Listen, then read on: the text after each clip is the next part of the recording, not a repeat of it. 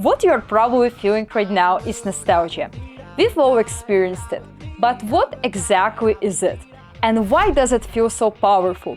Today we're going to break down nostalgia, how it's used in music, movies, ads, and more importantly, why were the good old days not actually that good? Let's start with the basics and define what nostalgia actually is. The Oxford Dictionary defines nostalgia as a feeling of sadness mixed with pleasure and affection. When you think of the happy times in the past, first, let's talk about nostalgia in music. In the beginning of this video, I showed you a short clip with some songs and some soundtracks that people from Gen Z might find nostalgic. Musicians often use this feeling to create this effect. A perfect example is two songs from David Guetta's new album, Baby Don't Hurt Me and I'm Blue. Actually, I'm Good. These actually are the new versions of old popular songs. When I first heard them, I experienced a strong feeling of nostalgia and got actually some goosebumps. And Blue is one of my favorite songs from the childhood.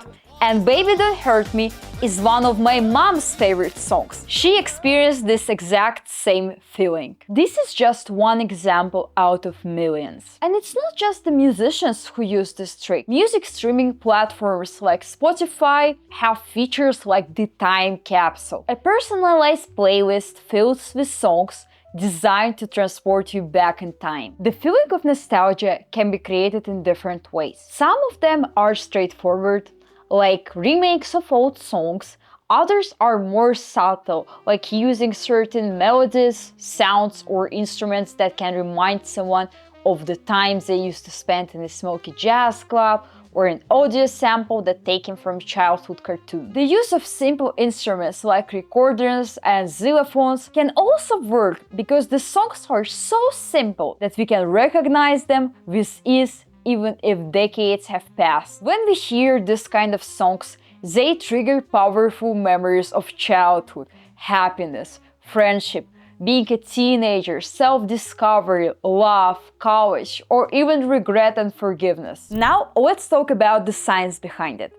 The science behind nostalgia. Thanks to neuroimagining, we know that music doesn't have a single receiver in the brain. Listening to it actually stimulates various parts of the brain simultaneously. In the simplest term, a sound is processed through these parts of the brain. However, more unusual rhythms and melodies can activate even more complex areas, even more complicated areas. We also know that the dopamine is released when we listen to the music, which explains how some people get lost in the music so easily. When listening to the music, the brain's visual cortex also lights up.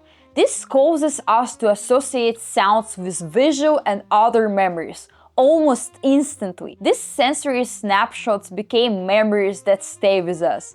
Our brains are amazing at recognizing music we have heard before. Not only will our minds recall the sound, but they will also recall the other sensory memories connected to it. This is why you might hear a song from your college days and be able to almost taste your old housemates cooking, or why you might smell leather car seats when hearing something from your dad's favorite playlist. The duality of nostalgia. Nostalgia isn't always good. People can go overboard and get lost in the past, never paying attention to the present. Fortunately, studies show that nostalgia can also be beneficial. For example, the University of Melbourne professor neuroscientist Amy Bayer discovered that couples who have like a special song connecting them to an important time in their relationship tend to have a stronger bond. Evidence has also shown that nostalgic music can help elevate the effects of dementia. Sometimes returning memory loss suffers to a former version of themselves. With all of the different parts of the brain, it wakes up and interacts with musical nostalgia, might just be the defibrillator of the mind. Music, of course, is not the only place where nostalgia is used. You can find it in films, series,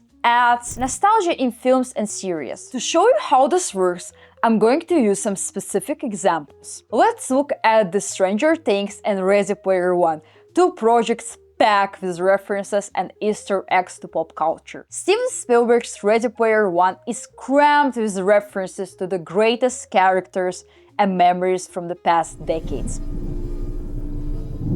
The Shining. It's Halliday's 11th favorite horror film, and it's based on the best-selling book by Stephen King. He included the iconic DeLorean time machine from Robert Zemeckis' Back to the Future, which actually Steven Spielberg produced. Chucky. The killer Chucky doll from the Child's Play franchise turns into a knife-wielding weapon. It's fucking Chucky!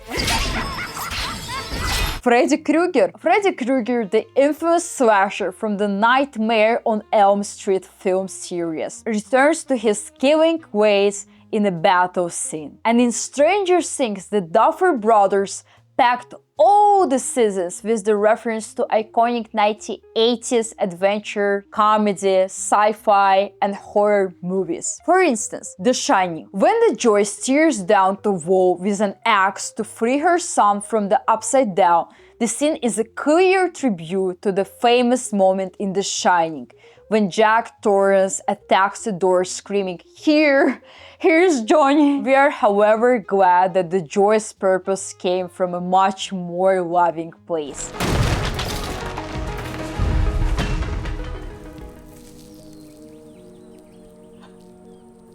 The Goonies, a tight-knit group of small-town kids taking on a greater evil. Sounds familiar? The Goonies has always been a core inspiration for the Stranger Things. The parallel between two plot is clear, which is a group of friends facing challenges together. Ghostbusters. No list of 80s inspiration would be complete without the Ghostbusters. Its likeness to Stranger Things is clear when you consider both storylines center on the hunt for the supernatural beings with a dose of humor. What the hell are you doing?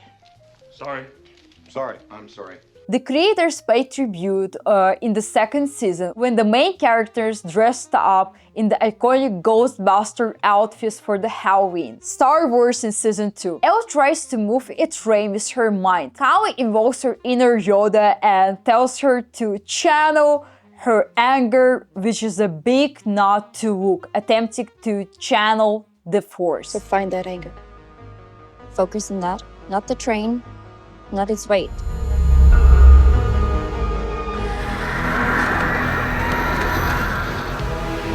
Besides movies, references Stranger Things is packed with the iconic 80s song, which brings another layer of nostalgia, which triggers a dopamine release and a nostalgic feeling, because we grew up with these movies, songs, and video games. I also have to mention the remakes.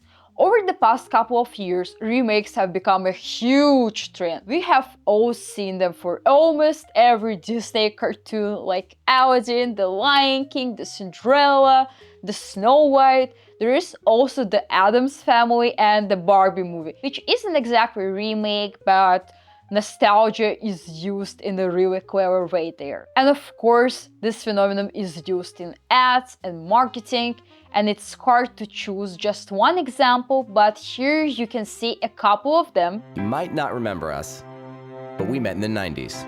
We are members of Generation Y, as in yin yang. Yo-yo.